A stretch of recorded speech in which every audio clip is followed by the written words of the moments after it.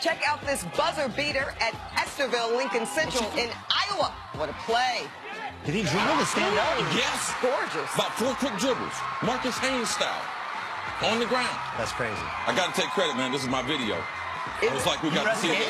No, not the game in Iowa. No, I'm a long way from home up there. I love it.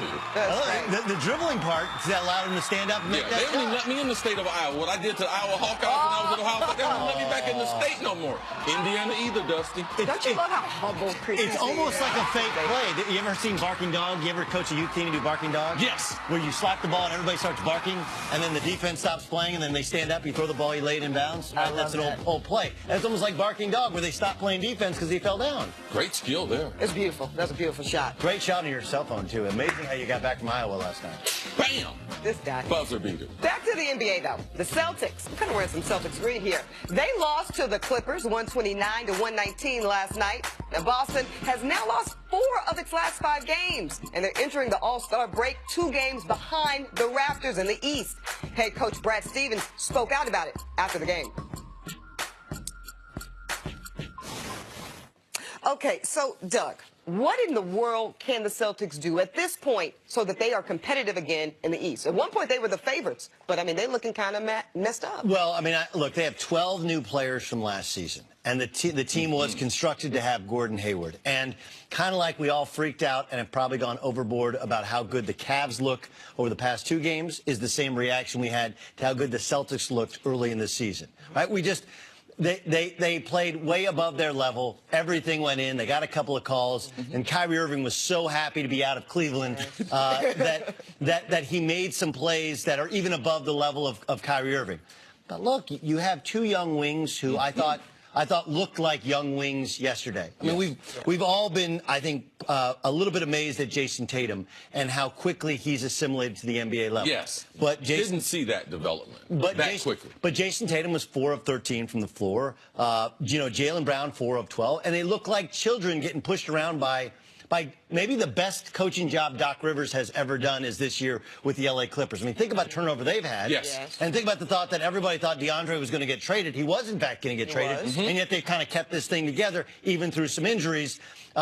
So, first, a little bit of credit to Doc Rivers. Second, I think even Brad Stevens knew that they weren't as good as the results would tell you in the first month and a half of the season. And this is closer to who they are without Gordon Hayward.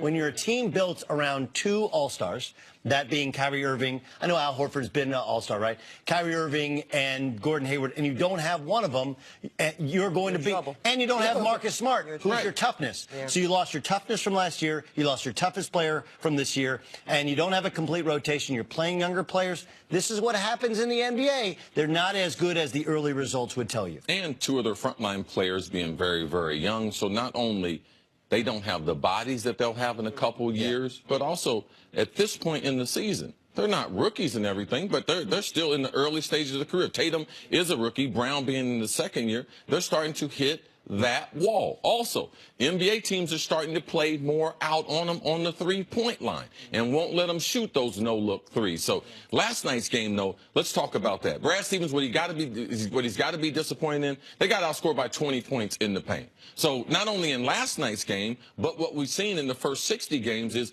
their lack of post offense has really hurt them. So late in games, they have no post offense. If Kyrie Irving isn't scoring late, because that's what they were doing. Yep. They played great defense for 3 quarters, and then in the 4th quarter, Kyrie would cook up a potion. Yes, and that's how they won a lot of these games. Now we have some correction. And Doug's not wrong by saying, you know something? They missed Gordon Hayward. People are like, well, he got hurt in the first game. So what? This is a team constructed to have his stability in the game. Him getting 22 to 23 points a game, getting 7 rebounds, 4 to 5 assists a game. That's what Gordon Hayward would be getting. So when you can't replace that, and also the Marcus Smart injury, You know, so they went through the tough month of January, the other teams, but Marcus Smart injury takes away their grit, takes away some of their defensive toughness. So now this is who the Celtics really, really are compared to the team that we saw the first 30 games. So I hear you both telling me that they need to be very worried because certainly when you look at them versus the new look Cavs, as we're calling them, they're completely deep,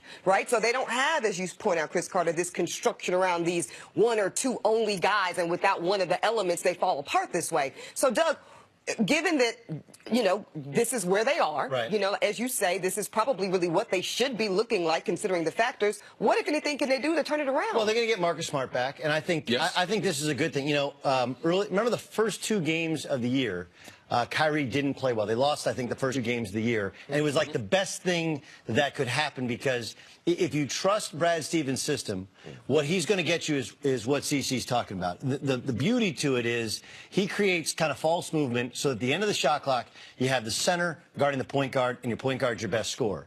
And early in the year, what was happening was Kyrie was like, look, I can take point guards. I can take 2 guards. It doesn't matter.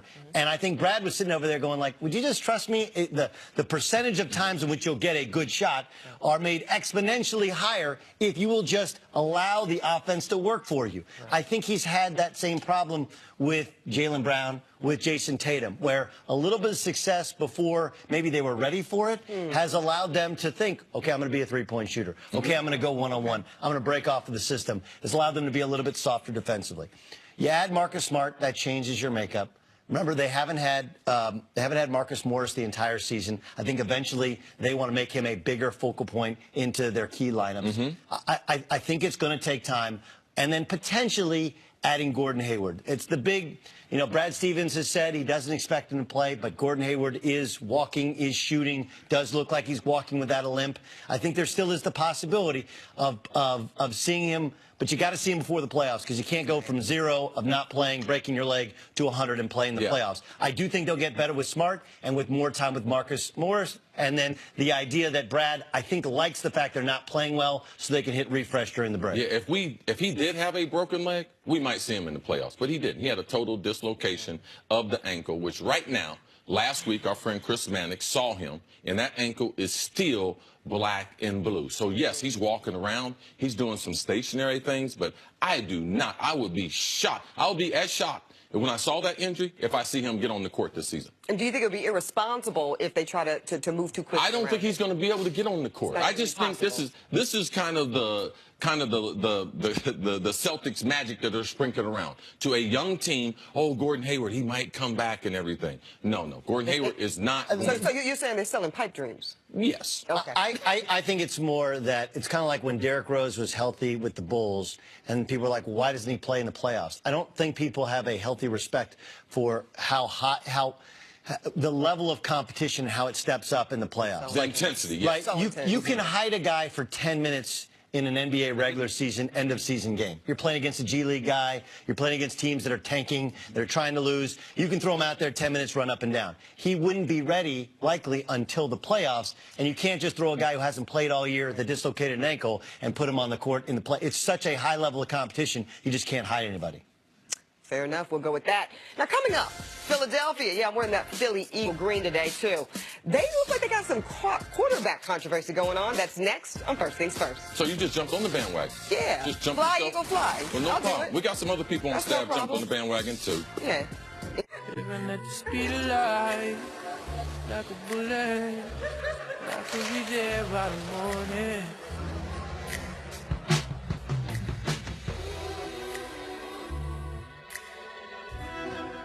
If you like spice and fish, there's this.